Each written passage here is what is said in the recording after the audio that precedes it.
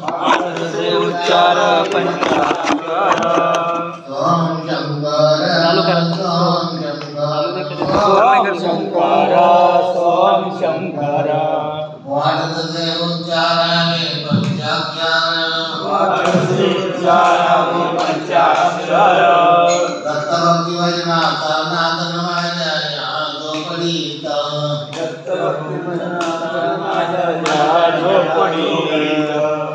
श्री गुरुदेव दत्त या गरिबाच्या झोपडीत श्री गुरुदेव दत्त गरिबाच्या झोपडीत दत्तभक्ती भजनाचा नाद माझ्या झोपडीत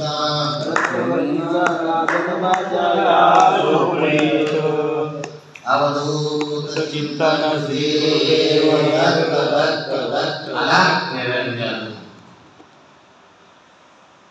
आज शर्यत एकादशीच्या निमित्ताने आपण या ठिकाणी सगळ्यांना बोलवलं होतं. त्या निमित्ताने आपण काहीतरी मनोरंजन किंवा भजन पूजन जे काय तुटके दोन शब्द प्रत्येकाला येत असेल किंवा आपले विचार मांडता येत असेल यासाठी आपण या ठिकाणी एकत्र जमलो आहोत. खरं तर म्हणजे आपल्याला या ठिकाणी बोलण्याचं कारण एक आहे, आपण जे काही कार्य करतो आतापर्यंत करत आलेलो आहे त्या कार्याच्या पाठीमागं आपल्याला जे काही जेवढे शिष्यमंडळ आहे त्यांच्यासाठी काहीतरी उद्देश माझ्या मनात आलेला आहे की आपण जे शवाच्या पायरीवर आज काम करत आहोत आणि आपल्याला नुसतं त्या पायरीवर बसून आपल्या उदरनिर्वाहाची पूर्ती करायची नाही. उदरनिर्वाह हा भगवंत करतच असतो. म्हणून आपल्याला आपल्या जीवनाच्या काही पायऱ्या आहेत त्या पायऱ्या आपल्याला पाय ठेवत ठेवत आपल्या शेवटच्या पायरीपर्यंत पोहोचायचं आहे आणि त्याचं मार्गदर्शन आपल्या भक्तमंडळाला झालं पाहिजे, तसं ज्ञान प्राप्त झालं पाहिजे. त्या अनुषंगाने त्यांनी या ठिकाणी येऊन त्याचा एक लाभ घ्यायला पाहिजे. म्हणून या ठिकाणी आज आषाढी एकादशीच्या निमित्ताने सगळ्यांना इथं बोलवण्यात आलेलं आहे. आणि नेमकं कशासाठी तर गुरुकृपा ही कलियुगात काय आहे याच्यावर आपल्याला काहीतरी मिळालं पाहिजे. कलियुगामध्ये फार अवघड काही समस्या आहेत आणि त्या समस्या अशा आहेत की या ठिकाणी आपण जे काही भक्ती करतो किंवा आपल्यापेक्षा अजून काही श्रेष्ठ लोक भक्ती करतात, पण भक्ती करीत असताना त्यांचं त्या भक्तीमध्ये मन रमत नाही. मग ते मन का रमत नाही तर त्याला आपला आत्मविश्वास नसल्यामुळं, म्हणजे तो आपला आत्मविश्वास कोण कमी करतो किंवा कोण जागृत करतो याबद्दलचं ज्ञान नाही. म्हणून भगवंताने हे ब्रह्मा विष्णू आणि महेश यांनी या जगाची उत्पत्ती निर्मिती स्थिती लय या सगळ्या गोष्टी करून ठेवल्या. आणि हे ईश्वर जेव्हा ब्रह्मदेवाला निर्माण करण्यासाठी विष्णू परमात्माने सांगितलं तेव्हा त्यांना देखील मृत्यूलोक कसं निर्माण करावं, ईश्वर कसं निर्माण करावं याची पूर्णपणे माहिती नव्हती. म्हणून त्यांना 4 वेदाला संघ देऊन आणि 7 ऋषीचं सप्तमंडळ तयार करून त्या ब्रह्मदेवाला मदत करून हे 4 युगाची त्यांनी निर्मिती केली. आणि प्रत्येक युगाला त्यांना आपलं या मृत्यूलोकात राज्य करायला बोलावलं आणि राज्य करत करत आज आपण 4थ्या युगात आहोत. म्हणजे क्रता आणि त्रता, द्वारपाल आणि कली. पण त्रता युगामध्ये मनुष्याला म्हणजे प्रत्येक जडजीवापासून तो मनुष्यापर्यंत 84 लाख एवढेला या मृत्यूलोकात जन्माला पाठवलेला आहे. आणि या क्रता आणि त्रता युगामध्ये मनुष्याला 1 लाख वर्ष जीव जगण्यासाठी आयुष्य दिलेलं आहे. त्याच्यानंतर द्वारपाल युगामध्ये ही सर्व परिस्थिती दोन्ही युगाची पाहून 1000 वर्ष आयुष्य दिलं होतं. त्याचप्रमाणे जेव्हा कलियुग लागणार आणि ब्रह्मदेवाला माहिती आहे आणि ब्रह्मदेवाने कलियुगाला पाचारण केलं त्याआधी ब्रह्मदेवाने एक असा निश्चय केला होता की मानवाला पूर्ण आयुष्य न देता थोडं आयुष्य द्यायचं. म्हणून ते 100 वर्ष दिलं. पण ते अशा पद्धतीचं खऱ्या अर्थाने फक्त मानवाला 40 वर्षाचं आयुष्य दिलेलं आहे आणि 60 वर्ष आयुष्य हे आपल्याला उष्ण दिलेलं आहे. पण कलियुगाचं कार्य सगळ्यात अवघड असल्यामुळं ब्रह्मदेवाला देखील चिंता पडली होती की या शेवटच्या युगाला काय होणार आहे. तेव्हा ब्रह्मदेवाने कलीला पाचारला आणि विचारलं की बाबा मी तुला अवतार घेण्यासाठी मृत्यूलोकात पाठवत आहे, पण तुझ्या राज्यामध्ये कसं तू राज्य चालवशील याबद्दल मला माहिती पाहिजे. म्हणून द्वारपाल युगाचे कार्य पूर्ण झाले आणि कलियुगाच्या कार्ययुगात सुरुवात होते. ब्रह्मदेव कलियुगात म्हणतात आपण भूमीवर जाऊन आपल्या युगाचा प्रारंभ सुरू करावा. तेव्हा ब्रह्मदेवाला कली काय म्हणत आहे, कलियुगाचे लक्षण कसे ते पहा. ब्रह्मदेवाच्या समोर कली गेला, पण कसा विचारहीन अंतकरणहीन पिशाचासारखा तोंड ते देखील खाली मान करून जागोजागी पडून घेत व शरीर वयोवृद्ध आणि त्याच्या संगे घेऊन डाव्या हाताने आपले लिंग धरलेले आहे आणि उजव्या हातात जीवा धरलेली आहे. ब्रह्मदेवा पुढे नाचत आलेले आहे आणि तेव्हा ब्रह्मदेवाने त्याचे लक्षण बघितल्यावर कलियुगातल्या मानवाचं काय होईल म्हणून ब्रह्मदेवाला थोडासा विचार पडला आणि ब्रह्मदेवाने मानवासाठी काय केलं तेच आपल्याला बघायचं आहे. हे ब्रह्मा विष्णू महेश तिन्ही देवाचं रहस्यमय जे आपल्यासाठी मनुष्य जन्माची राठी दिलेली आहे ती रहस्यमय आहे आणि त्या तिन्ही देवाचं रहस्य काय आहे. इथं परंपरा चालत आलेली 4 युगामध्ये ब्रह्मदेवाने उत्पत्ती केली, विष्णू परमात्मा आणि त्याला स्थिती दिली म्हणजे आयुष्यभर जागवण्यासाठी संरक्षण सांभाळ केलेला आहे आणि महादेवाने त्याचा शेवटी अंत केलेला आहे. अंत हा चुकीचा झालेला आहे. ज्यांनी या कलियुगामध्ये येऊन पाप केलं त्याचा पण अंत झाला आणि ज्यांनी पुण्य केलं त्याला देखील अंत करून घ्यावा लागतो. म्हणून या देवाने आपल्यासाठी या मृत्यूलोकामध्ये जो जन्म घातलेला आहे नेमकं कारण काय आहे आपल्याला माहित नाही. आपण जन्माला येतो आणि मरू, का जन्माला यावं आणि का मरावं ते काय आपल्या हातात नाही. कारण तो भगवान तो ब्रह्मदेवच आपला जन्म ठरवतो. आपला जन्म म्हणजे आपल्या जीवाचा जन्म ठरवतो आणि आपलं त्याला किती आयुष्य दिलेलं आहे हे तो ठरवतो. त्या आयुष्यामध्ये त्याला किती त्रास होईल, किती दुःख होईल, किती आनंद मिळेल हे तो ठरवतो आणि शेवटी महादेव हे सगळं काही पूर्ण झाल्यावर त्याचा अंत होतो. म्हणून या मृत्यूलोकामध्ये आपण जन्माला आल्याचं रहस्य काय आहे, कशासाठी आलो, आपल्याला काय करायचं आहे, शेवटी आपल्याला कुठं जायचं आहे, कुठून आलो, कशासाठी आलो आणि काय करणार आहे हे सगळं जर आपल्याला मिळालं, माहिती मिळाली तर आपण याच्यातून कमीत कमी आपल्या सुखादुखातून आपल्याला शेवटचा काय आहे आपल्या प्रारब्धामध्ये भोग किंवा आपल्याला कुठं जायचं, कोणतं पद मिळणार आहे, आपण काय करणार आहे, जन्माला परत येणार आहे का नाही येणार आहे, या सगळ्या देवाच्या रहस्यमय ज्या काही आपल्यासाठी त्यांनी केलेल्या गोष्टी आहेत त्या जाणून घेऊन आपल्या मनुष्य जन्माची जी राठी आहे तीपर्यंत पोहोचायचं आहे.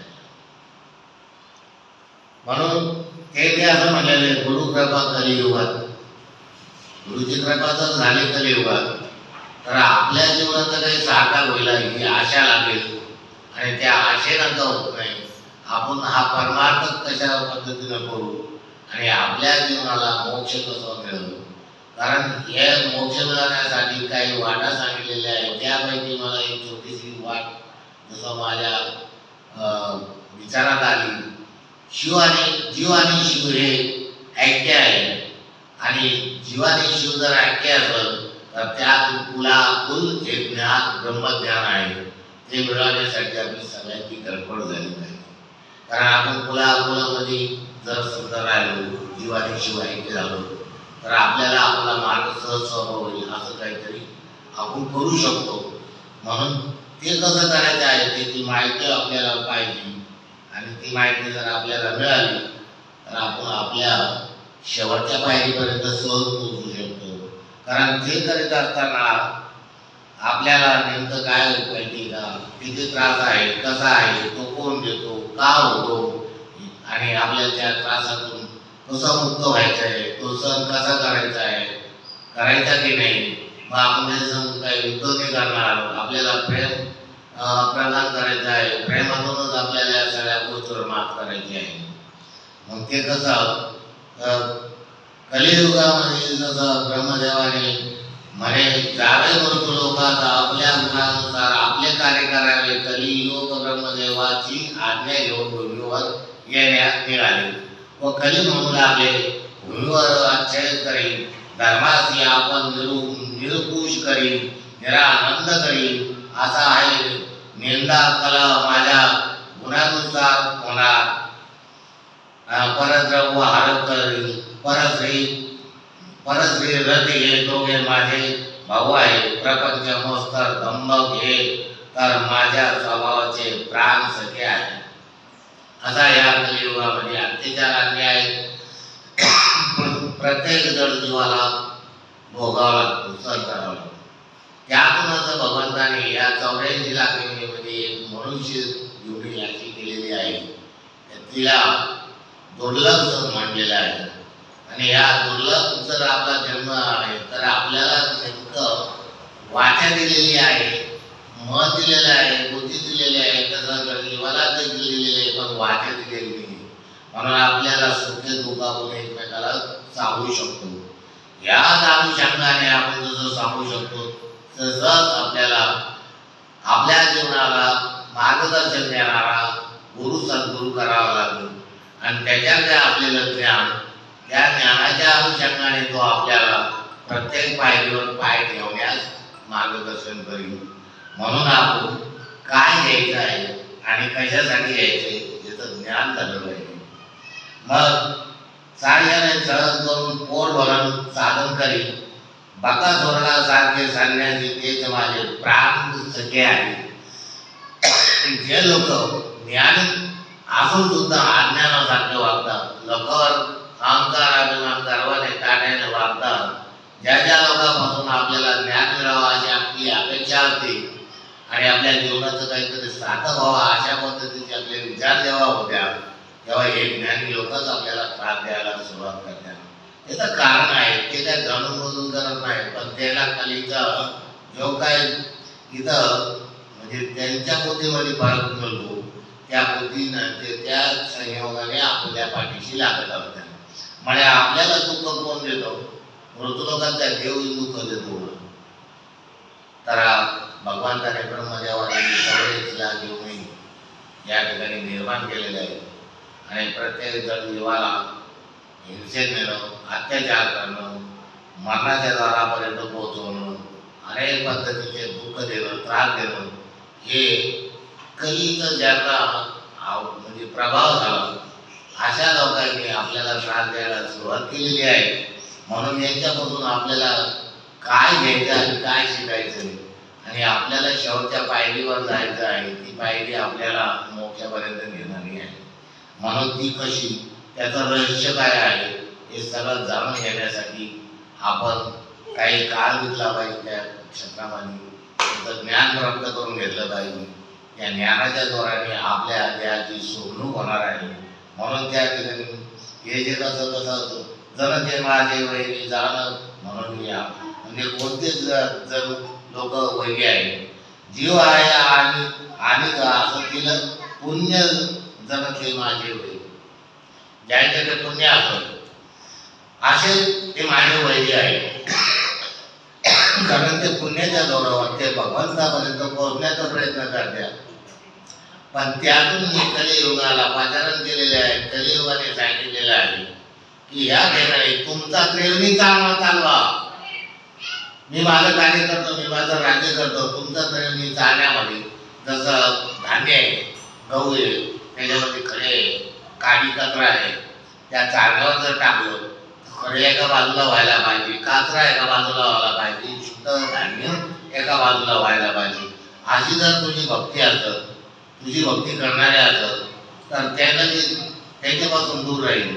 पण त्यांना शक्यतो माझं करण्याचा प्रयत्न करीत राहील. आणि जोपर्यंत मागे होते तोपर्यंत माझे वैरी असते. म्हणून विनवी ब्रह्मे अशी. मग ब्रह्मदेव म्हणतात कलियुगाला तुझ्या राज्यात माणसाला फार मोठे आयुष्य दिले आहे, त्याचे इतर फार मोठे आयुष्य दिले नाही.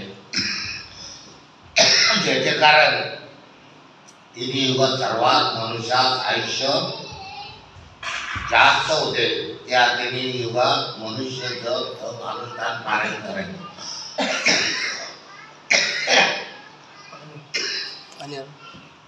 यज्ञ हवन करायचे, ते पुण्य मिळवायचे.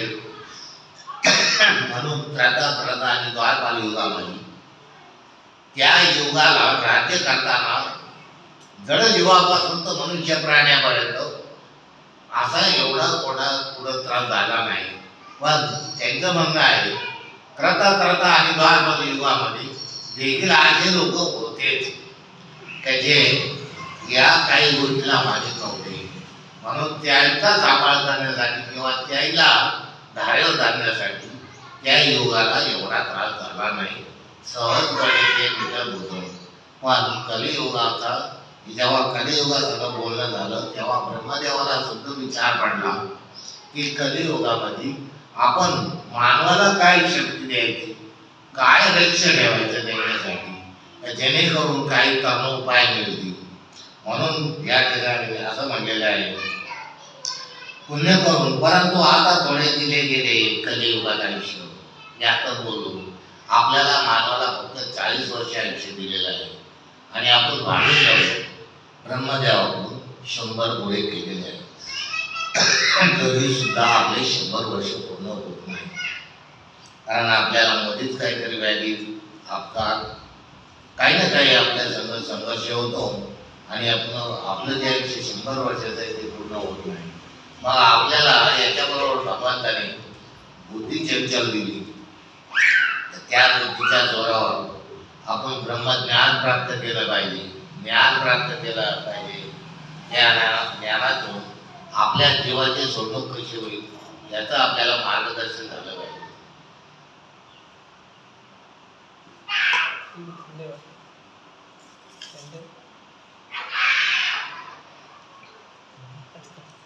कधी तुझे राज्य आले पाहून नरास आयुष्य व बुद्धी शीघ्र दिली. यामध्ये ज्ञानी लोक ब्रह्मज्ञानी लोक पुण्य करतील, या लोकांना सहाय्य करावे. तेव्हा कलियुग म्हणतो की भरतखंडी बहुत पुण्यवंत लोक आहे जे मला वैरी आहे, ते त्या ठिकाणी गेल्यावर मला त्रास देतील, त्या पुण्याच्या जोरावर मला मारतील आणतील, तर मग मी तिथं कसं जाऊ. म्हणून ब्रह्मदेव म्हणले की कलियुगामध्ये कमीत कमी या शुद्रबुद्धीच्या लोकांनी म्हणजे ज्यांना ते ज्ञान दिलं आहे त्याला ब्रह्मज्ञान मार्गदर्शन केलेले, त्यांना दुसऱ्याला ज्ञान कसं द्यावं त्याच्याकरता मी अंतर्यामी दिव्य शक्ती अशा प्रकारचे अनेक काही साधनं दिलेले आहे. पण याला कदाचित त्याला जर आकाळी निर्माण होत असेल कलियुगात तर तू मदत करा, सहाय्य करा. तो म्हणला भरतखंडा लय पुण्य करणारे लोक आहे, कारण त्रता आणि द्वारपाल युगात ते पुण्य पाहून त्याला ती आठवण झाली. म्हणून त्याने सांगितलं हे तर माझे वैरी, मी याला कसं मदत करू. मग त्यांचं म्हणणं असं आहे ब्रह्मदेवाचं. ब्रह्मदेव म्हणता हे कधी यायचं काळ आत्म्याबरोबर घेऊन जा, त्या काळ आत्म्याचे आणखी असे गुण आहे की मानवाची धर्मवासना करील छेदन, पुण्य आत्म्याचे अंत करणं. एखादा पुण्य आत्मा आहे त्याचं जे काळ ब्रह्म जो आहे काळ आत्मा हा त्याचा तुला मदत करेल आणि त्याचं छेदन करेल. म्हणजे तू त्याला कसून पाय पुण्यवान लोकायला. तेव्हा ते पुण्यवान लोक भ्रष्टबुद्धी जसे होत्या श्री गुरु दत्तात्रय म्हणले त्रता द्वारपाल गेला कली लागला, रामनाथी बुद्धी भ्रष्ट झाली, गायत्री मंत्राचा लोप झाला आणि लोकांच्या वासना खराब झाल्या. पुण्यवंत विद्वान पंडित ज्ञानी लोक यांच्या मनामध्ये पाखंड निर्माण होऊ लागले. त्याच्यामुळं नेमकं ज्या अज्ञान जीवाला संज्ञात करणारे जगात कलियुगात थोडे उरले आणि त्यांच्या देखील मनामध्ये हा काळ आत्मा संचार करतो. म्हणून आपल्याला ज्ञानी लोकांची गरज आहे आणि त्यांना शोधता आपण थकून जातो. शेवटी तो काळ आत्मा हा प्रत्येकाला ग्रासायला पाहतो आणि तो कधीला मदत करतो, मानवाला नाही तर जीवाला नाही. मग त्याच्या आम्ही जे मानवाचे धर्मवासना करील चेतन पुण्य आत्म्याचे अंतकरण पाप बुद्धी उपजून हे कार्य काळ आत्मा करेल तरी सुद्धा कधी म्हणे जे जन लोक शिवहारी ध्यात माझे नामस्मरण करतात ते माझे वैरी. तरी तो म्हणला जे ह्याच्यातून चुकून हुकून जे शिवाची आराधना करत्या हरीची आराधना करत्या अशा लोकांवर मी पाळत ठेवून आहे आणि तेच माझे वैरी आहे. म्हणून कलियुगामधून आपल्याला आपल्या जन्माची राठी काय आहे हे बघावं लागलं. आपल्या जन्माची राठी जर आपल्याला कळाली तर आपण आपल्या या देहाची मुक्तता कलियुगात करू शकतो. म्हणजे आपल्या जन्माची राठी म्हणजे काय ज्ञानेश्वर महाराजांनी म्हटलेले आहे वैविध्य. जर कदाचित तुम्ही जर समजा संक्रमित झालेले आहे आणि रात्रीला विश्रांती करत आहे, जर तुम्ही झोपले आहे आणि झोपेत तुम्हाला स्वप्न पडत्या आणि ते स्वप्न तुम्ही सकाळी उठून तंतोतंत जसं पडलं तसं सांगत्या तर तुम्ही झोपलेले आहे का? तर त्यापैकी एक झोपलेला आहे ते एक जागी आहे. आत्मा जर झोपलेला असेल तर मन भ्रमित झालेलं आहे आणि मन भ्रमित होऊन नको ते करून त्या जागेवर येतो. उदाहरण ते मन बाहेर गेलेले आहे रात्रीला त्यांनी अत्याचार केलेले आहे. त्या अत्याचाराच्या ठिकाणी त्या मनाला पकडलेले आहे इतरांच्या मनाला आणि त्याला मारहाण करायला लागलेले आहे आणि त्याला इतकं मारलेलं आहे की ते रक्तभंगाळ झालेलं आहे आणि मग ते सुटलं कसं तरी आणि पळालं तर ते कुठेही जिथं आत्मा आहे या आत्म्यानं जो शरीर आहे त्याला ते स्वप्न तिथे भ्रमल्यामुळे झालेलं आहे आणि मग ते तेव्हा जो मन इथे येऊन याला जागृत करतो आत्म्याला तेव्हा हे दोन्ही जागी झाल्यावर त्याच्या समोर एकच प्रश्न होतो. तो त्या शरीराला बघतो. म्हणून सांगतं ते शरीराला इतकं मारलेले रक्तभंगार झालेले तेव्हा ते झोपेतून उठल्याबरोबर फक्त शरीरावर रक्ताचा डाग सुद्धा नाही. मग तो म्हणतो झालं कसं? तर मन इतकं विचित्र आहे की त्याला आपल्या ताब्यात घेण्यासाठी आत्म्याला सुद्धा आपलं करण्यासाठी 6 जे तू आहे त्या 6 विकाराला आपलं करणं किंवा मारणं आणि मनाला ताब्यात घेणं तेव्हा पुढे आपल्याला भक्ती मार्ग मिळणार आहे. त्या भक्ती मार्गासाठी आपल्याला जे जे करावं लागणार आहे ती आपली 3री पायरी आहे.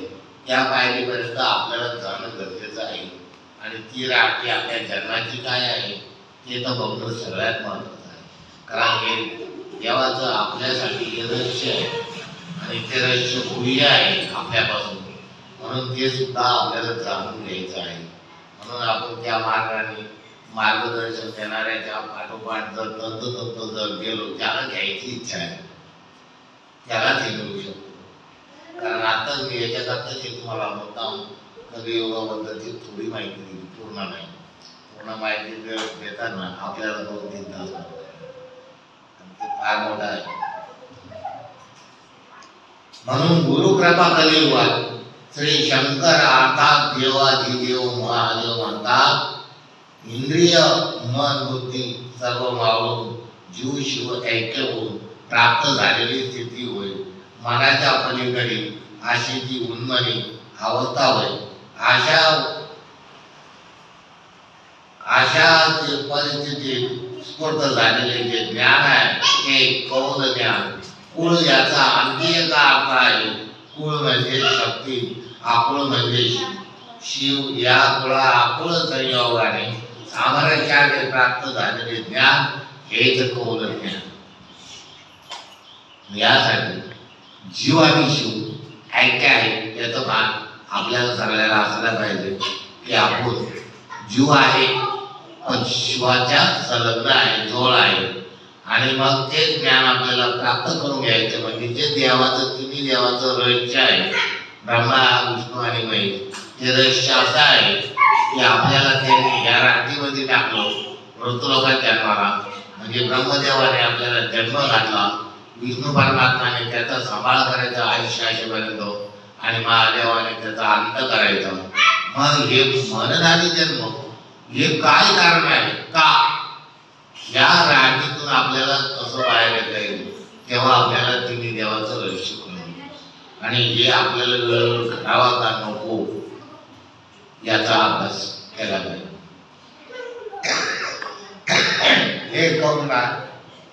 हे कौल ज्ञान या अनुषंगाने गुरुकृपा कलियुगात होणे हा एक योगच म्हणावे.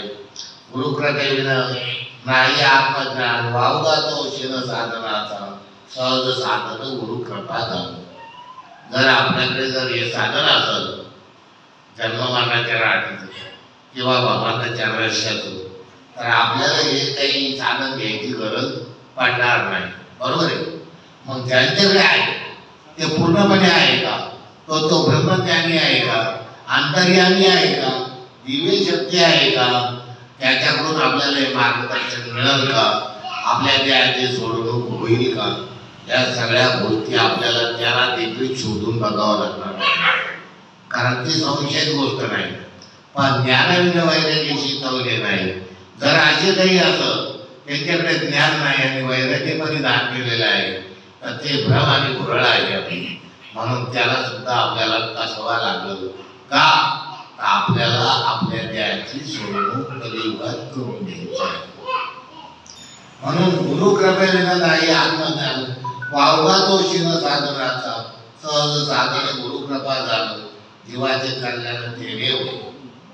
आपल्या ह्या जीवाचं कलियुगात कल्याण करायचं आहे आणि ते कल्याण करून घेण्यासाठी आपल्याला त्या ज्ञानी पुरुषाला ज्ञान आहे का नाही याचा सुद्धा अनुभव घ्यावा लागणार आहे. गुरु माता पिता, गुरुची देवता, सर्वप्रथम आपल्याला जन्म देणारे आपले आई बाप हेच खरे आपले गुरु आहे. आणि त्यांच्यापासून आपल्याला संस्कार मिळतात. त्या संस्काराच्या आधारावर आपण जे ज्ञानी लोक आहेत त्यांच्यापर्यंत पोहोचण्याचा प्रयत्न करतो. कदाचित आई वडील नसते आणि जन्माला आलो नसतो, जे रिकामा उद्योग उठाठेव झाली नसती. म्हणून सर्वप्रथम आपले गुरु आपले आई वडीलच आहे. गुरु मुक्तीदाता आईचे मानी, गुरु सेवे विन नावो जावो निरीक्षण. म्हणजे असं करा, जर आपल्या अज्ञानाला सज्ञान म्हणायचं असेल तर आपल्याला काय असं कष्ट नाही, काही बोजा उचलायचे नाही. मग काय करायचंय, फक्त त्याचं नामच स्मरण करायचं, ध्यान करायचं, चिंतन करायचंय किंवा वेळोवेळी तिची आठवण काढायची. या आठवणीला, चिंतनाला, नामस्मरणाला आपल्याला आपला मार्ग सहज सोपा होतो.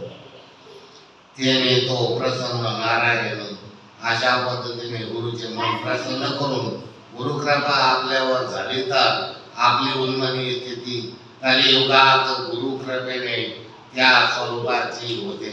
ती अशी ममतुल्य बलो भोत्वा सहार स्मृतिकारक स्वतंत्र क्रीडते भद्रे इच्छा स्वरूप इच्छा भवेद यथा. याचा अर्थ असा की आपली गुरुचरणाची निष्ठा प्रेम भावभक्ती सर्व पाहून आपल्यावर गुरुची कृपा होतेच. पण आपल्याला जर स्वार्थाची समजा अशी काही आपली सेवा असेल हे देखील त्याला कळायला पाहिजे. म्हणजे याचं उदाहरण कलियुगामध्ये देताना की जे 4 वर्ष उलटून गेल्यावर नवनाथांनी अवतार लोकांना घेतले, तेव्हा मच्छिंद्र गोरक्षे नावाचे असे शिष्य झाले की त्या गुरुने दिलेली विद्या ज्ञान हे गोरक्षाला मिळालं आहे की नाही हे बघण्यासाठी त्यांनी नजरेचा उपयोग केला. आणि आपल्या शिष्याकडे बघितलं असताना त्या शिष्याला असं समजलं आपल्या गुरुला काय लागतं. तेव्हा त्या मच्छिंद्राला कळले की आपण आपली दिलेली विद्या आपल्या शिष्यापर्यंत पोहोचलेली आहे. मग तसं आपल्याला या ठिकाणी जर करता येणार नाही किंवा होता येणार नाही, पण कमीत कमी त्या समोर बसल्यानंतर शिष्य समोर बसला किंवा गुरु समोर बसला तर त्याच्या चेहऱ्यावर बघून त्याच्या जीवनाचे सुखदुःखाचे किंवा इतर गोष्टींचे हावभाव या ज्ञानी गुरुला कळले पाहिजे, तरच तो आपल्या जीवनाचा उद्धार करू शकतो. हे जर आपल्याला कळाले नाही किंवा त्याला कळाले नाही तर आपण जन्म आला याला पाणी होऊन येतो, पण गुरुची सेवा केल्याशिवाय गुरु आपल्यावर कृपा करत नाही. त्याच्या समाधानासाठी आपल्याला गुरुची सेवा करावीच लागते. त्या गुरुची सेवा म्हणजे काय, नेमकं मग कशा पद्धतीची करायची हा एक प्रश्न निर्माण होईल. म्हणून सगळेच गुरु सारखे नसतात. जन गुरु मन गुरु ब्रह्म सनातन गुरु गुरु जैनीच गुरु, आणि सगळेच गुरु एका क्षेत्राचे किंवा एका ज्ञानाचे नसतात. म्हणून त्या गुरुची कशी सेवा म्हणजे त्याच्या सानिध्यातच असावा अशाचा काही भाग नसतो, पण त्या गुरुला तुम्ही जितक्या दूर असाल तुमच्या कळवळेला हाक देता आली पाहिजे किंवा त्या गुरुच्या कळवळ्याच्या हाक तुमच्यापर्यंत पोहोचली पाहिजे. ते खरं ज्ञान आहे. सतत तुमच्या जवळ राहू, आणि मी असं एका ठिकाणी वाचलेलं आहे, एका गुरुने एका वर्षाकरता एकच शिष्य करायचा आणि त्याचे 12 महिने होत आले की आपल्याला दुसरा शिष्य करायचा, म्हणून पहिल्या शिष्याला त्रास द्यायचा, त्याला इतकं छळायचं का तो पदरून पळून गेला पाहिजे.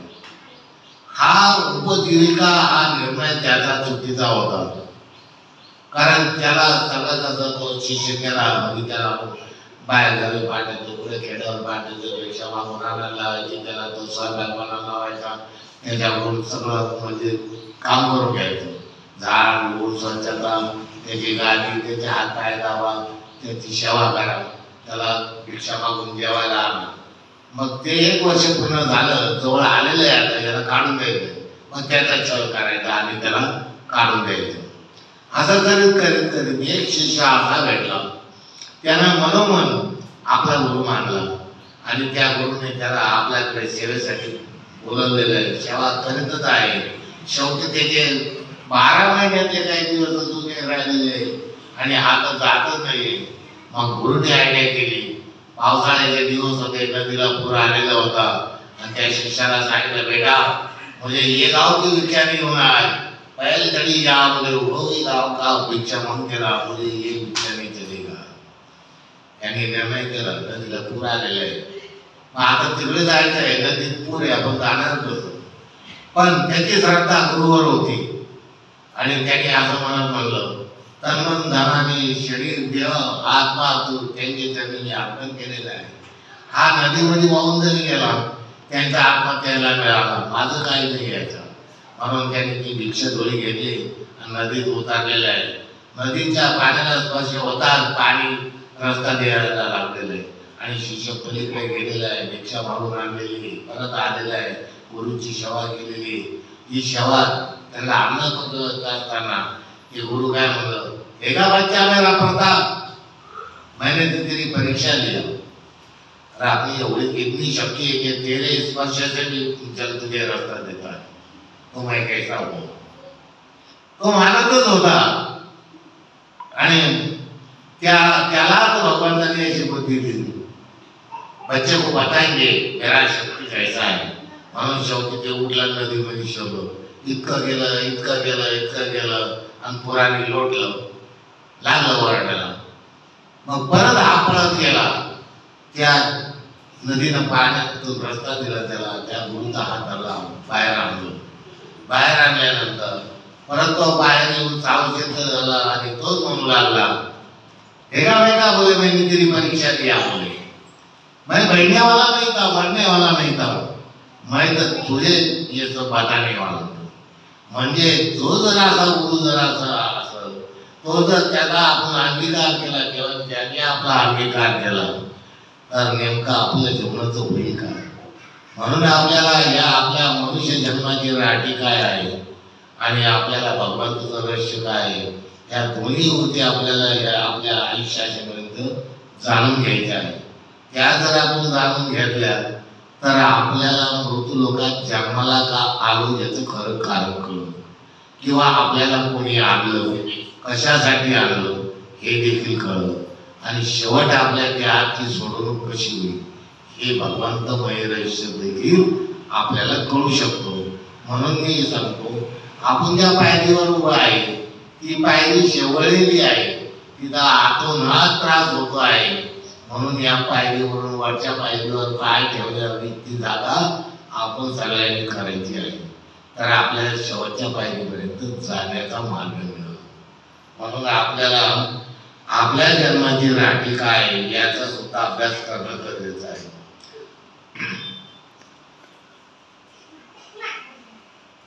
मग आपण आपल्या गुरुची सेवा कशी करायची, आणि आपल्या गुरुची सेवा केल्यावर आपला गुरु आपल्याला काय करणार आहे.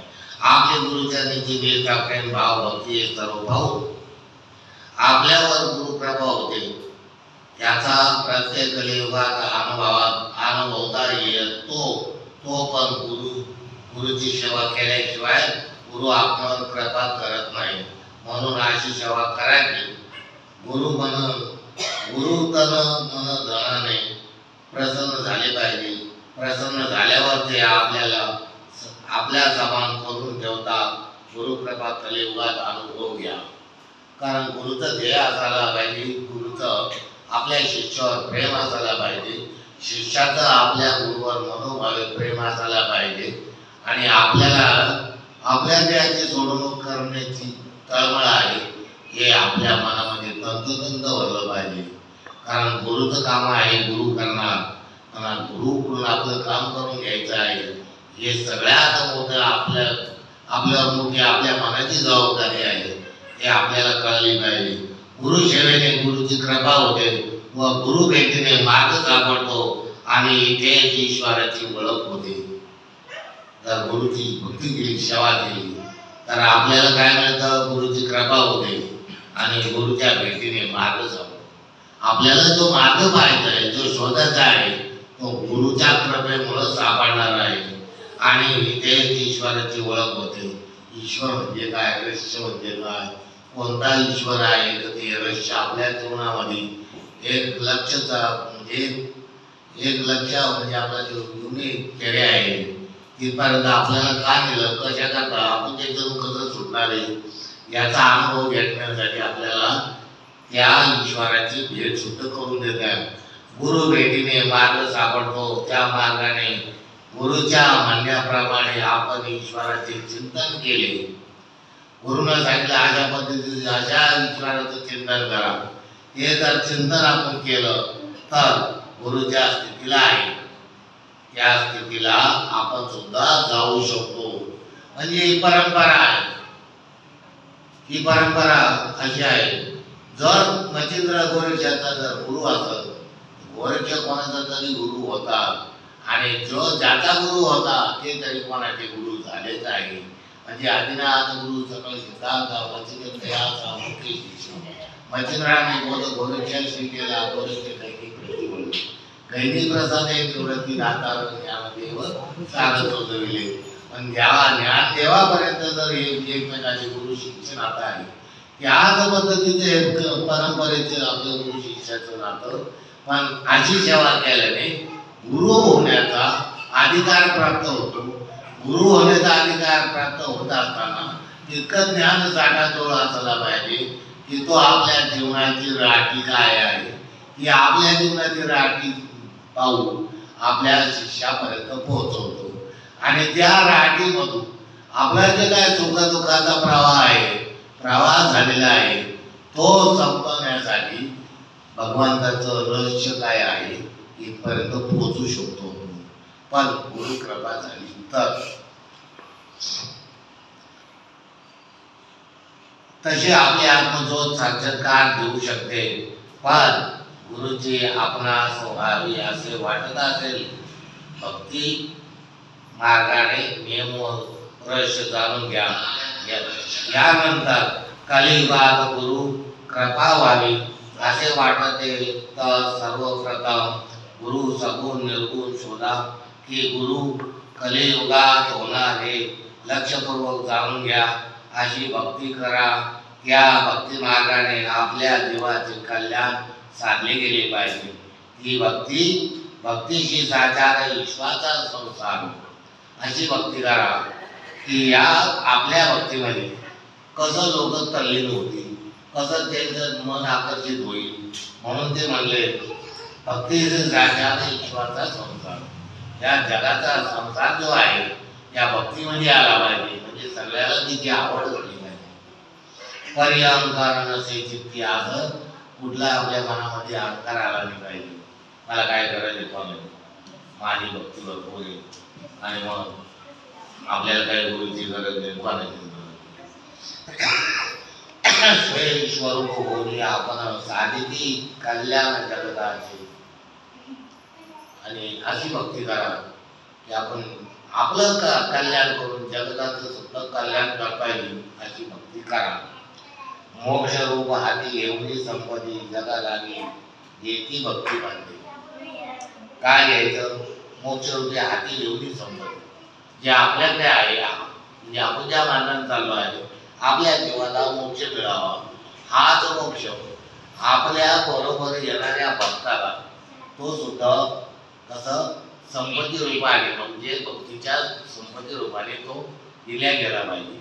तो त्याला तो प्रसाद खावला गेला पाहिजे. तशाच पद्धतीची भक्ती करून त्यांच्या मोक्ष मार्गापर्यंत ते देखील पोहोचले पाहिजे. भक्तीचे भूषण मस्तकी धारण करी नारायण स्वामी. त्या भगवंताला अशी भक्ती आवडते की तुमच्या भक्तीचं हे जे भूषण आहे ते डोक्यावर घेऊन लागतं, अशी भक्ती करा. कोणाची? गुरुची, सद्गुरूची. मग ही भक्ती जर गुरु सद्गुरूची जर अशी केली तर आपल्याला भगवंत सुद्धा आपल्या भक्तीला पाहू डोक्यावर घेऊन लागतो, आपल्या भक्तीचं गुण. सद्गुरूच्या कृपेने मोक्ष मिळतो, आनंद आणि सुख प्राप्तीच्या मार्गाने चालत असताना जीवाचे वर्तन कसे असावयास पाहिजे. गुरुकृपा झाल्यास संपूर्ण जीव सृष्टीसाठी वरदान आहे, त्यातून सर्वांनी बोध घेतलाच पाहिजे.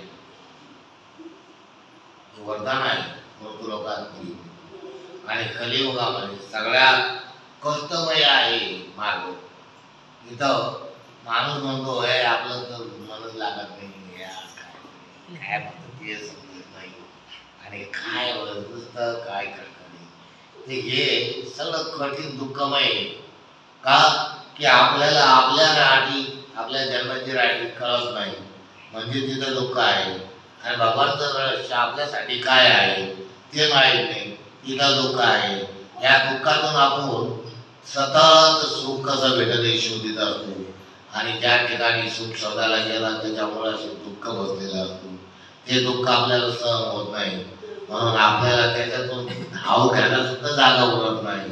म्हणून आपल्याला सुख दुःख याचं राठी जी आपल्या जीवनात देवाने केलेली आहे, त्या भगवंताने केलेली आहे, त्याचं रहस्यच काय आहे ते जर शोधलं तर आपल्याला सहज मोक्षाचा मार्ग मिळेल आणि आपल्याला दोन्ही गोष्टीचं ज्ञान प्राप्त होईल.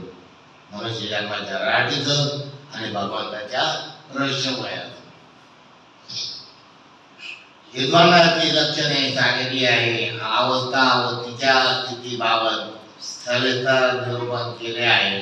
गुरुकृपा आपल्या पाठीशी राहावी यासाठी या ध्येयाचे सर्व विचार, आचरण, गुण, लक्षणे आदी सर्व विसरून गुरुच्या सेवेत तल्लीन होणे म्हणजे गुरु कृपेने समाधी अवस्था प्राप्त होणे. त्यासाठी साधकाची चित्तवृत्ती अतिशय निर्विकल्प निरपेक्ष उदास हाती सत्कल्प चक्रांना भेदून 8व्या चक्रात मन आणि आत्मा एक रूप झाला पाहिजे. सांगितलं मी तुला कानात ठेवला, ऐकलं, मनन केलं, ते आचरणात आणायचं आहे. ते जर आपल्याला त्याचं आचरण घडलं तर आपण या भक्तीनं आपल्या कलियुगातल्या मनुष्य जन्माचं सार्थक नक्कीच करू शकतो.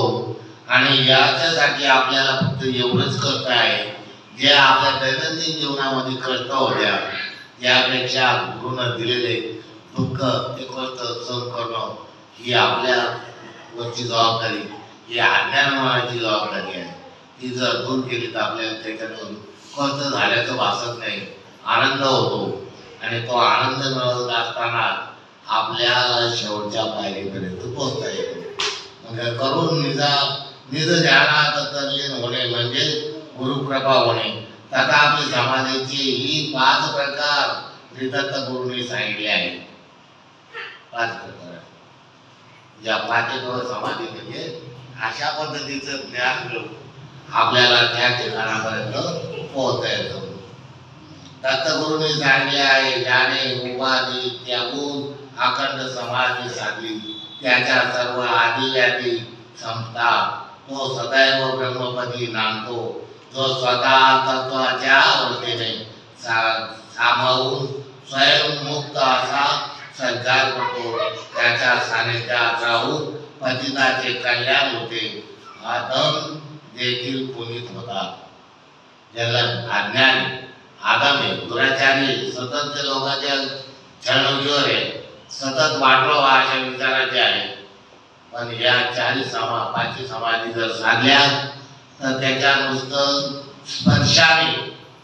नुसतं त्या व्यक्तीच्या स्पर्शाने आदम सुद्धा मुक्त होतात असं श्री गुरु दत्तात्रयाचं म्हणणं आहे.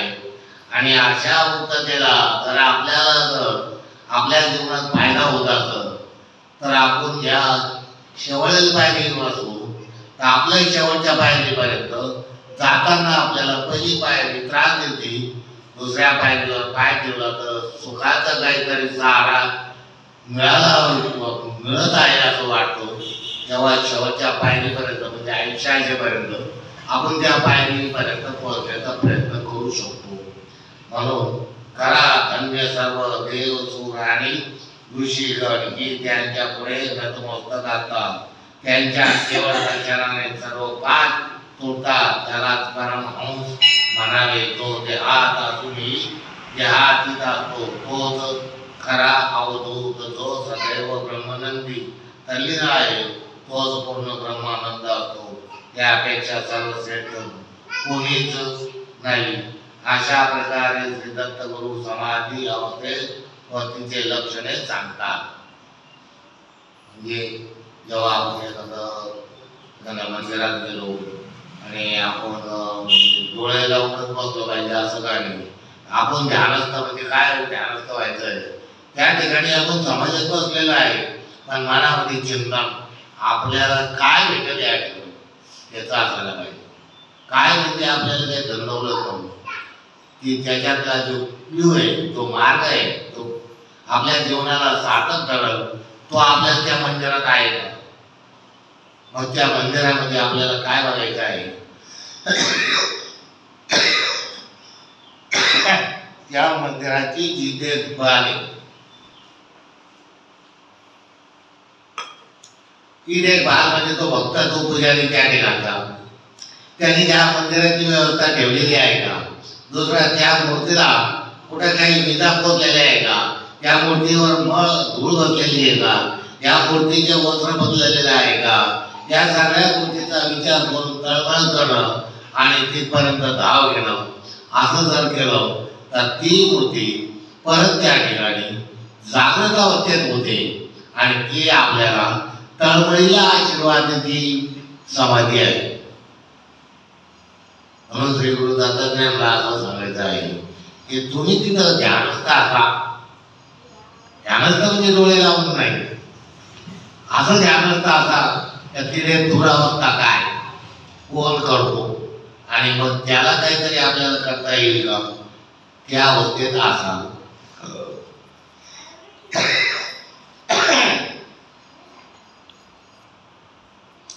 सद्गुरूच्या कृपेने मोक्ष मिळतो. आनंद आणि स्वप्राप्तीच्या मार्गावर चालत असताना जीवाचे वर्तन कसे असायला पाहिजे. मोक्ष मिळतो. समजा तुम्ही भगवंताच्या कोणत्या रूपाने सेवा केली. कलियुगात त्यांनी सांगितलं कलिदेवाला ब्रह्मदेवाने मी मानवाची बुद्धी इतकी शीघ्र केलेली आहे आणि आयुष्य कमी केलेलं आहे. कारण त्याला जर एवढं मोठं 1 लाख वर्ष जर आयुष्य दिलं तर तो जप तप करता करताच त्याचा अंत होईल. कारण मानवाला त्यावेळेस क्रतायुगामध्ये बुद्धी कमी, आयुष्य जादा होतं. आज आयुष्य कमी, बुद्धी शीघ्र, म्हणजे बुद्धी जास्त तर दिली पण शीघ्र फास्ट इतकी मिळतं पाहिल्यावर त्याच्या डोक्यात काही घडू शकतो. म्हणून या बुद्धीच्या सहाय्याने कलियुगाला सांगितलं तू त्यांना त्रास देऊ नको. जे माझे भक्त असत तर त्याची तू परीक्षा घेऊ शकतो, पण काळ आत्म्याद्वारे तुझ्याकडून नाही. म्हणून काळ आत्म्याला सुद्धा याच ठिकाणी नतमस्तक व्हावा लागला भगवंताच्या ब्रह्मज्ञानाच्या भक्तीमुळं.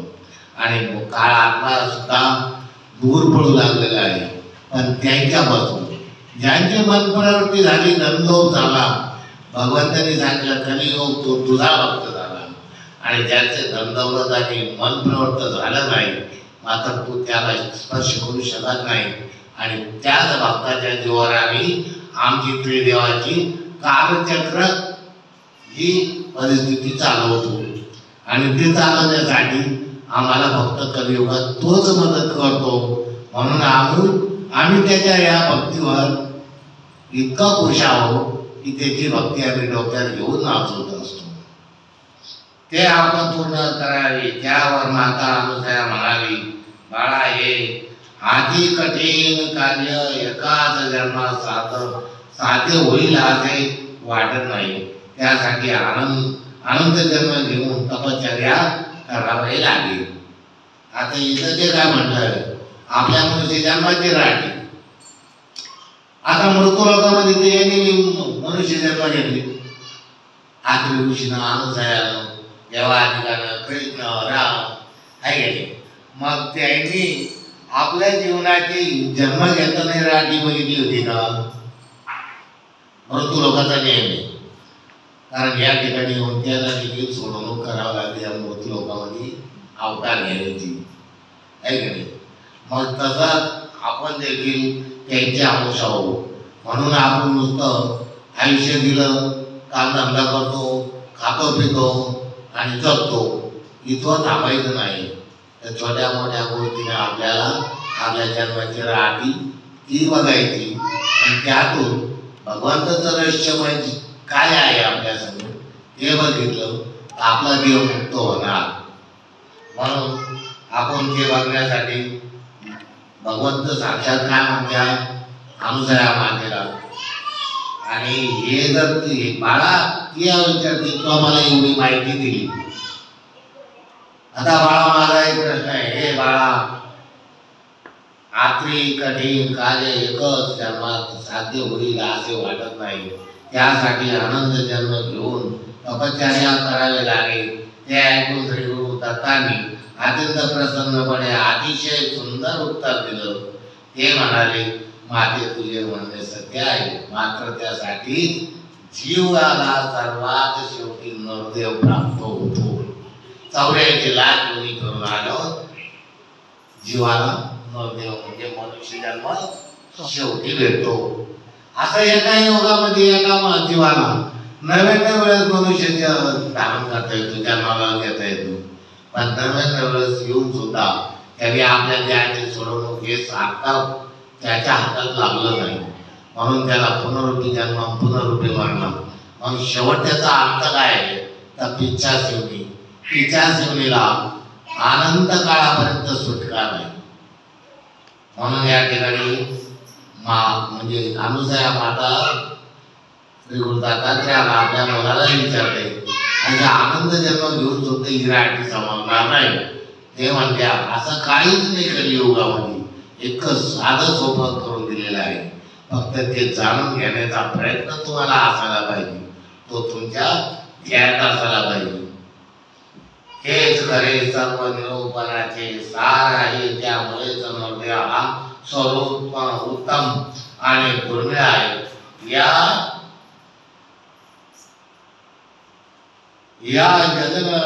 या जन्मातच सर्व ज्ञानपणे हा लाभ घेतला पाहिजे. त्यासाठी पुढील जन्माची वाट पाहणे योग्य नाही.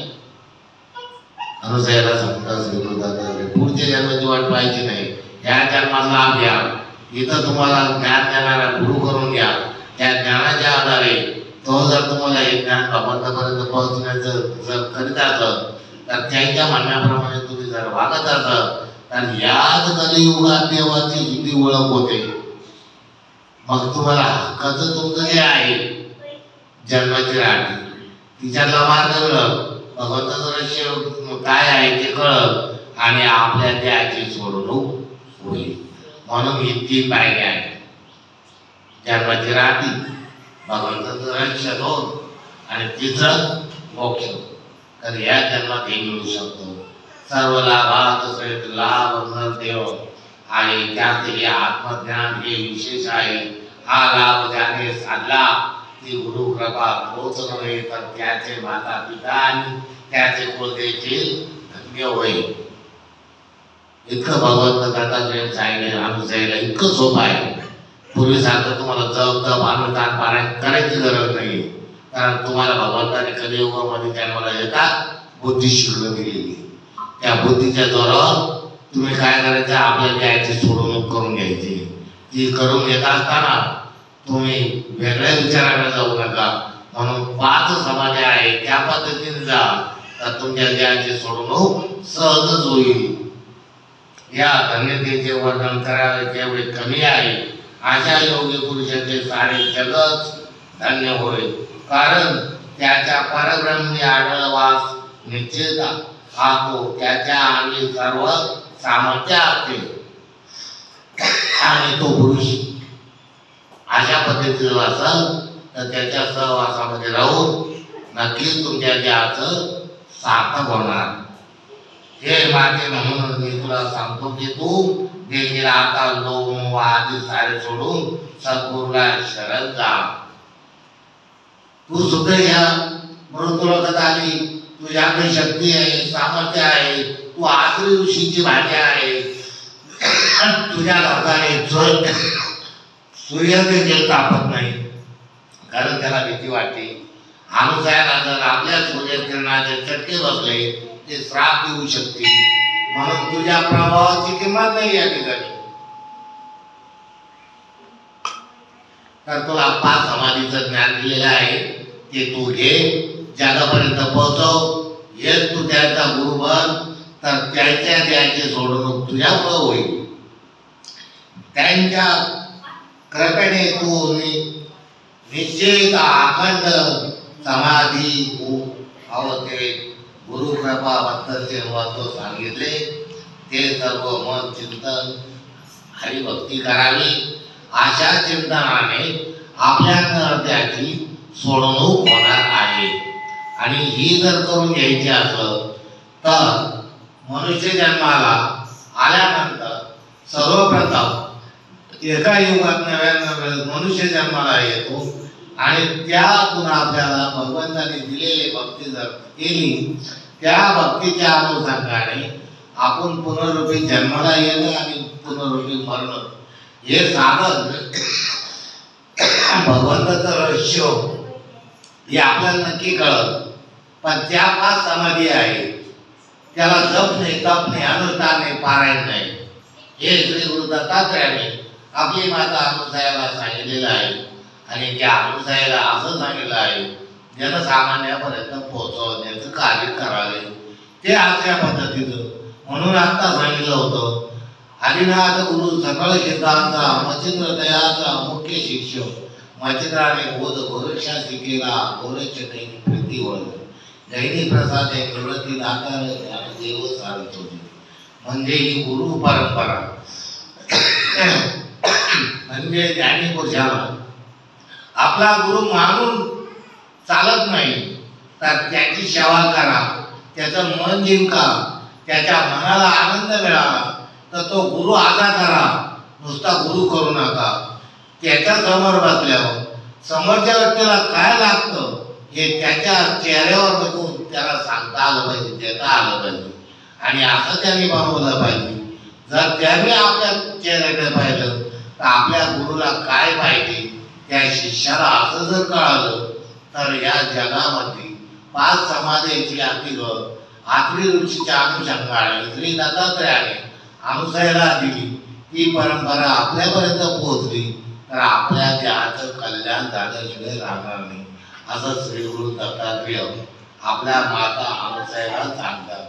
ते घेण्यासाठी त्यांनी प्रत्येकाने आपल्या देहाची सोडवणूक करण्यासाठी ठरायला पाहिजे असं माझं म्हणणं आहे. सर्वश्रेष्ठ भक्ती आहे म्हणून त्याच्यावर थोडंसं सांगतो. नंतर जे काय तुमचं फराळ पाहायचं पूर्ण झालं. फराळ घ्या सगळ्यांनी, आलेले जे आता आले असून त्यांनी देखील फराळाचं घ्यायचं. भक्ती पण कशी आणि कोणाची, जर देवाला आपले करायचे असेल तर सर्वप्रथम भक्तीची आवड निर्माण करा. फराळाचं घेतल्याचे जाऊ नका.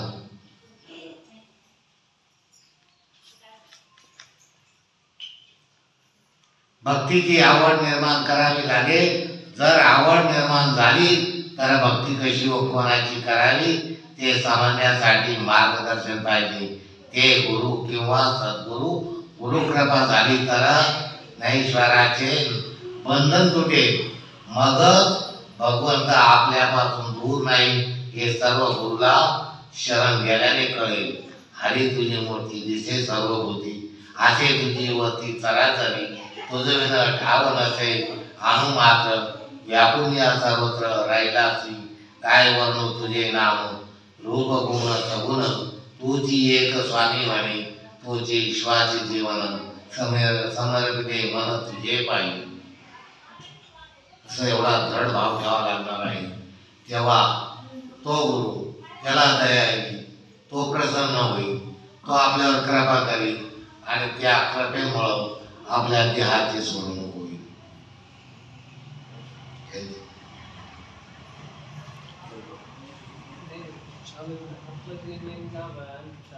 नक्कीच आपण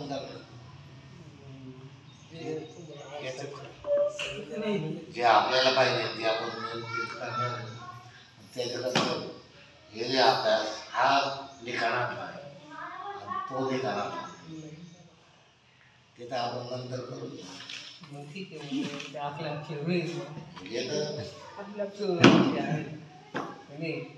आणखी जर काही येतं लगेच बाकीचं आपण ऐकू ना. आणखी काय आणखी काय तशी बारावार घेता येईल ना आपल्याला. पाण्याचं कसं लिखायला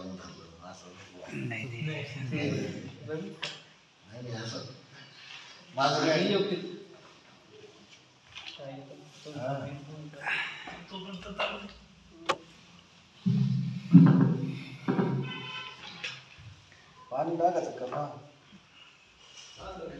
मनुष्य जन्माचे रहस्य.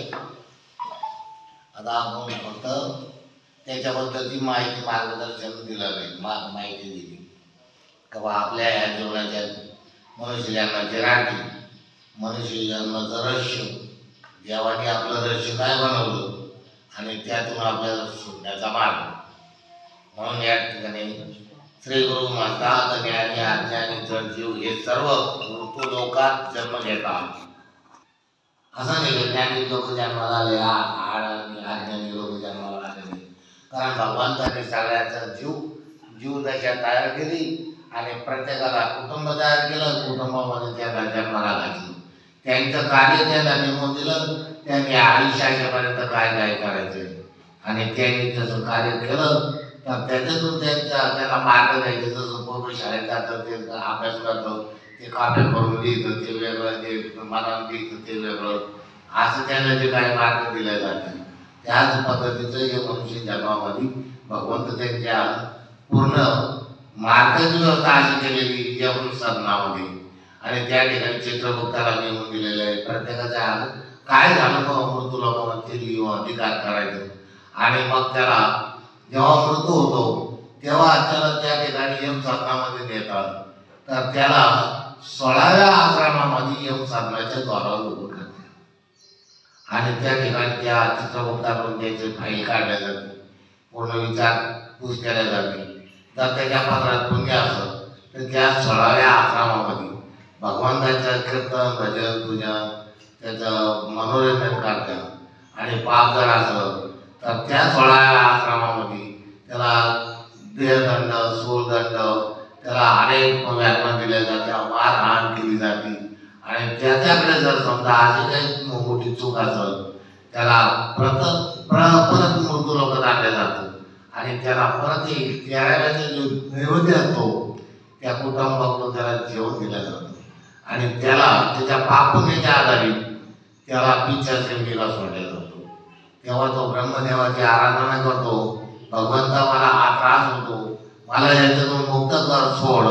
तेव्हा त्याला सोडवण्यासाठी ब्रह्मदेव सांगतात ज्या कुटुंबात तुला पिंड म्हणून दान केलं त्या कुटुंबाकडून माझं पिंड मला परत दान कर, तेव्हा मी तुझी सोडवणूक करेन, नाही तर तुला पिच्छा श्रेणीलाच राहावं लागेल. म्हणून ते आराधना करीत असतं. त्या टायमाला त्याचं गण गोत आपत्त नातेवाईक आहे ना ते बेभान झालेले असतात, त्याच्या लक्षात असतो. म्हणून ब्रह्मदेवाला ते आज्ञा मागतो आणि त्याला चढवायला सुरुवात करतो. जेव्हा चढवतं आणि कोणी ज्ञानी पुरुषाकडे जातील आणि त्याचा नेमकं काय त्रास आहे ते सांगतील, तेव्हा कुठे त्या ब्रह्मदेवाचं पिंड दिलं जातं आणि त्याची मुक्तता होत राहते. म्हणून या ठिकाणी ज्ञानी अज्ञानी जडदेव हे सर्व लोकात जन्म घेतात. या सर्व जीवांची सांगाळ विश्वास घडवून आणतात. तर ही सांगाळ कशी घालत असतात ऋतुलोकात निवास येण्याचे कारण काय? का तो सांगाळ घालतो? का जीवन कोणाला कुठे ना कुठे आहे, पण त्याला हे सगळं सांगाळ घालून त्याच्या जीवनाचं रहस्य म्हणावं लागतं.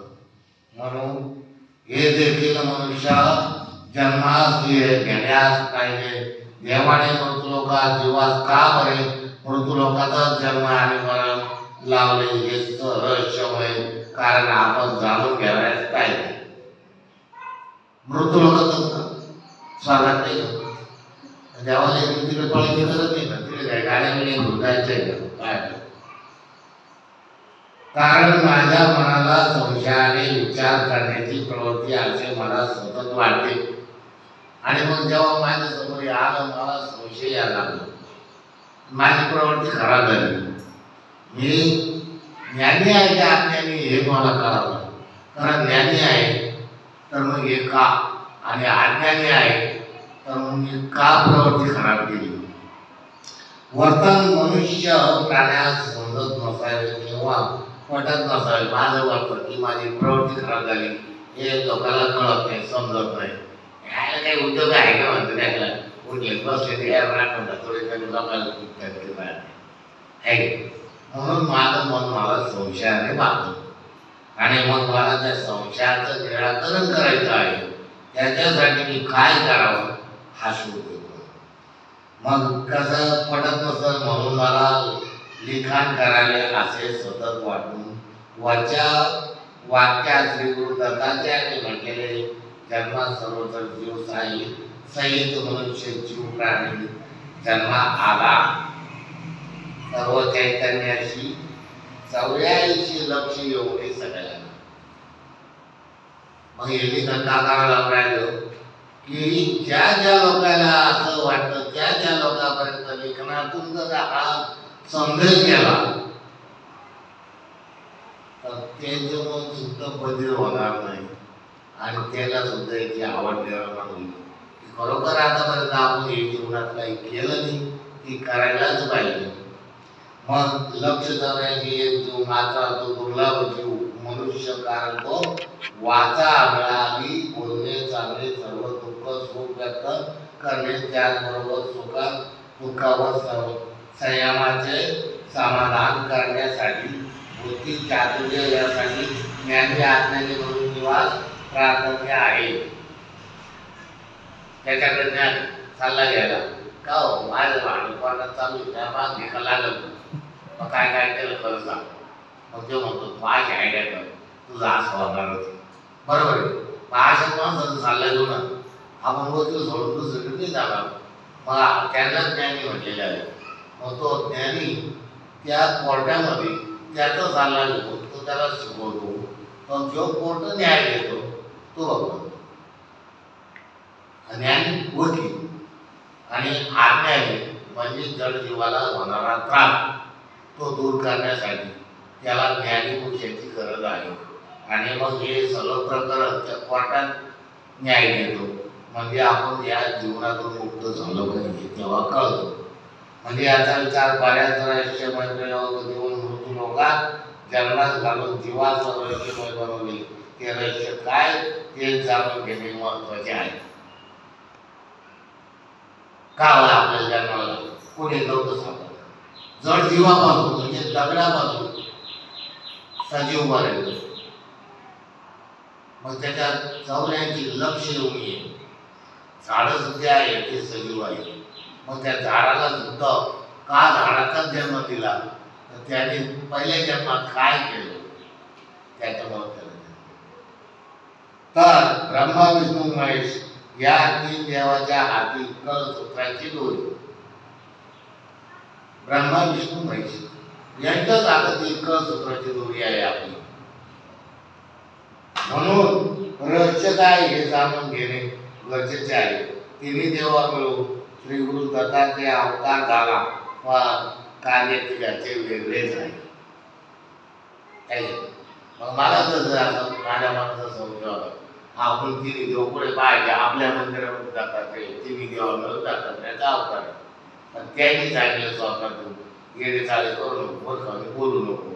मी त्यांच्या तिन्ही मिळून अवतार आहे पण त्या तिघाचे कार्य वेगवेगळे आहे. एक जन्माला घालतो एक सांभाळतो एक मार असं मी काहीच करत नाही. ही राठी माझ्याकडे नाही. ती राठी तुला शोधायची मदत माग मी देईन पण ती तुला शोधायची. तू म्हणलं हे मी हे लगेच केलं ते तुला शोधायचं. ब्रह्मा विष्णू महेश काय कार्य बघूया. यांचं काय कार्य ते पाहा आपल्याला.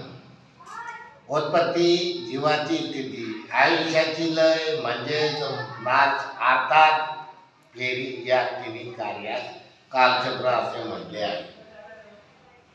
एक जन्माला राहतो एक सांभाळतो एक मारतो पण ते करीत असतात कालचक्र तयार केलेले आहे आणि त्या कालचक्राला कोणी थांबवू शकणार नाही अशी स्थिती तयार केलेली आहे.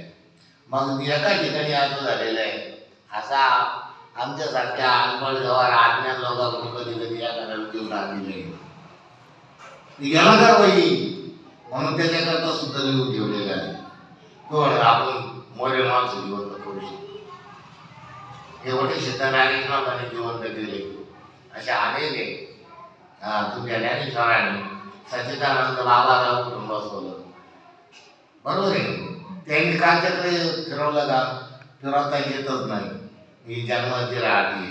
मग हे जिवंत झाले त्याचे तर पुढलं त्यांचं आयुष्य बघायचं आहे. पुढल्या आयुष्यात किती जन्म त्याला आयुष्य दिले जन्माला पुढल्या जन्माचं आयुष्य बघायचं. त्याच्यातून ते आयुष्य हे जन्मातून घ्यायचं भगवंताला विनंती करायची आणि ते जर आयुष्य आपण मागं आणलं तर माणूस जिवंत होतो. आणण्याची शक्ती पाहिजे ते ब्रह्मज्ञान आहे. म्हणून ज्ञानी अज्ञानी ब्रह्मज्ञानी ब्रह्मसनातन दिव्य ज्ञान अंतर्यामी शक्ती हे चार अवस्था आहे. त्या चार अवस्थेमध्ये ज्या चक्रामध्ये ज्याला जाता येईल त्याला फक्त सवलत आहे. पिवळं राशन लागलं लागतं केस या हे धान्य कधी आवडलं पिवळं आहे जाईल असं आहे. म्हणून इथपर्यंत पोहोचायचं म्हणले आहे. कालचक्र म्हणजे सतत चक्रगत फिरणे पण हे कोणाकडून थांबण्यात येणार नाही अशी काळजी घेण्यात येते. म्हणून चार युगाची उत्पत्ती निर्माण केली जाणार त्यांना युगाप्रमाणे नाव दिले. ते कर्मवारीने आपले कार्यरत राहावे. मग या युगास नावे दिली ती खालील प्रमाणे क्रता त्रता द्वापार कली अशी नावे दिली आहे. त्याचप्रमाणे त्या चार युगास कार्य दिलेले त्रतायुगात कार्य क्रतायुगाचं कार्य द्वापार युगाचं कार्य आणि कलियुगाचं कार्य. तर या चारही युगाची आपल्याला जास्त माहिती घेतल्यापेक्षा तीन युगामधली जी काय जेमतेम माहिती असून ती घ्या आणि मग कलियुगाची खरी माहिती आपल्याला पाहिजे. कारण कलियुगात आपला जन्म झालेला आहे. कलियुगामध्ये पाप पुण्य आपल्या संग झालेले अत्याचार दुराचार हिंसा ज्या ज्या काही गोष्टी आपल्या डोळ्यासमोर झाल्या किंवा आपल्या संघर्ष झाला या युगाकरता आपल्याला याची माहिती घेणं गरजेचं आहे. आणि या माहितीमधून आपल्याला मिळणार काय? सद्गुरूची ओळख. सद्गुरू आपल्याला त्या ओळख घेणे आपल्या त्याची सोडवणूक करणार आहे आणि ते रक्षा आपल्याला जाणून घ्यायचं आहे. मला